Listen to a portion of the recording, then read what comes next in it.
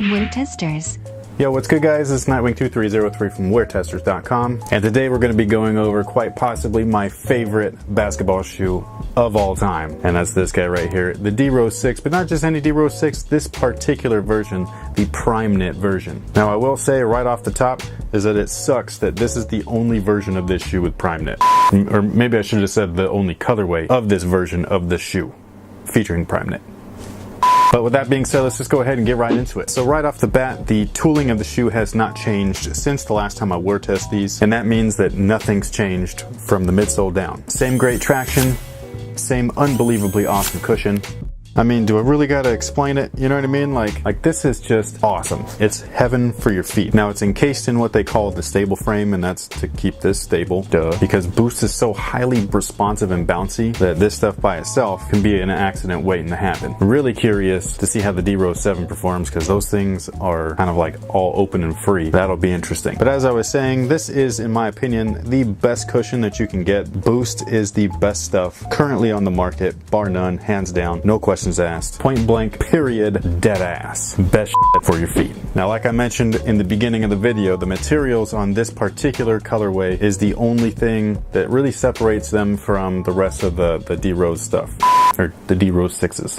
And that's the PrimeKnit upper. This stuff is awesome. It's not as stretchy as the PrimeKnit that was featured on the Crazy Light Boost, and I personally think that's a good thing. They offer a little bit more containment and a little bit more support. Now, the downside to having a soft material like this, a knit or a woven, is just durability.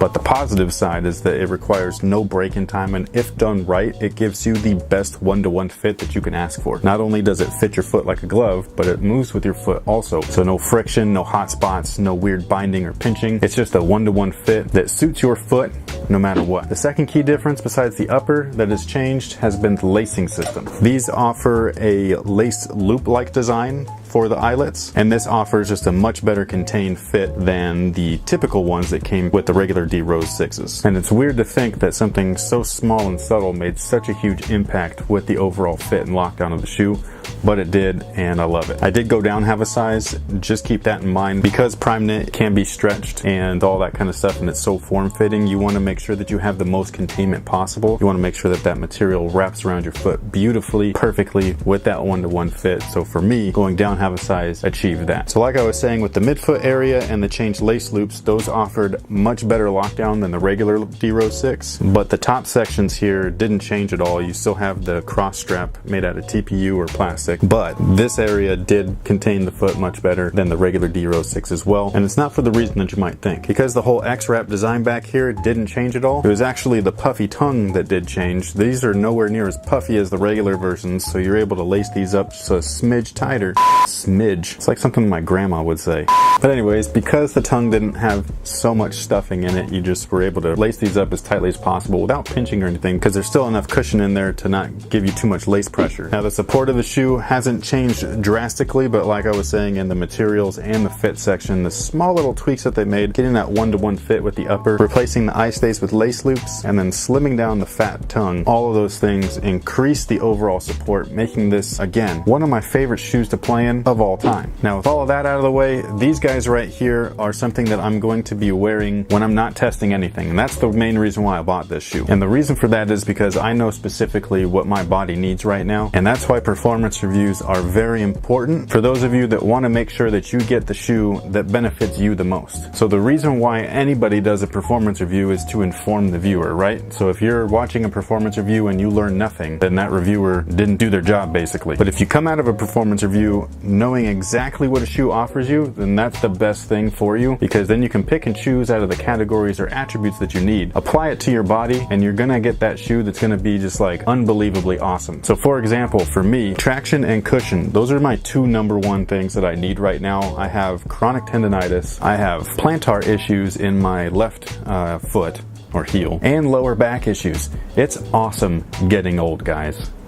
Awesome. So because of all of that crap, Boost is the only thing that really suits my body right now. And then like I was saying earlier, the traction on these guys is just awesome. So, you know, no complaints there. It gives me the traction that I need, and I have nothing to worry about.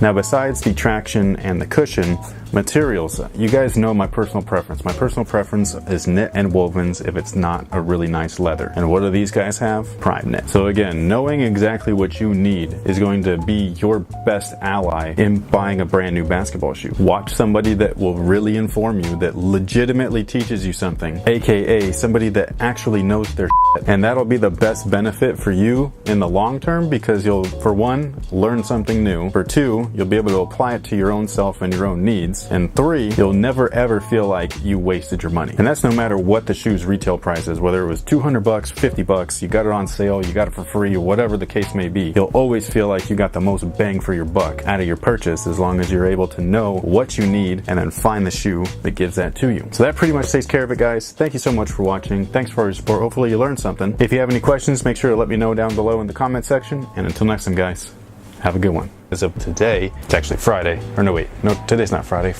me. That's what she said. Even during the winter or fall, you can't really go wrong with gray, and especially with that white on white bottom. Now the material